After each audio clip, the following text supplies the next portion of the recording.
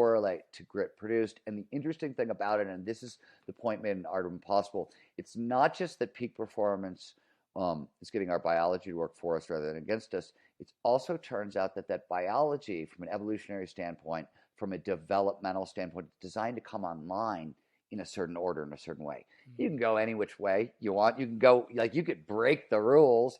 You're just making it a little harder on yourself, and if you get it right. So extrinsic motivation starts first. You got to get paid. You got to be able to cover your rent. You got to be able to cover your bills. Otherwise, there's too much fear.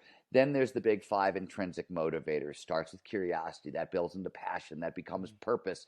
Then you need autonomy to pursue your purpose. And then you need mastery to pursue the purpose well, right? Then you need goals. There's 3 tiers of goal setting. And then you start training grit. And the reason you want all that other shit done first is training grit is miserable. Like, you know what I mean? Like, everybody knows what training grit is like in the gym. It means you're going to run the mile you ran yesterday slightly faster, right? Or you're going to run slightly farther, or you're going to lift slightly more weight than you lifted yesterday, or you're going to write an extra 100 words than you wrote in your book yesterday. Whatever the fuck it is, it's a little bit more than you gave the day before, and it's unpleasant, and it's unpleasant for all of us. And if you start training grit before you have all these other things, what all those other things do is they help, among other things, generate a lot more flow.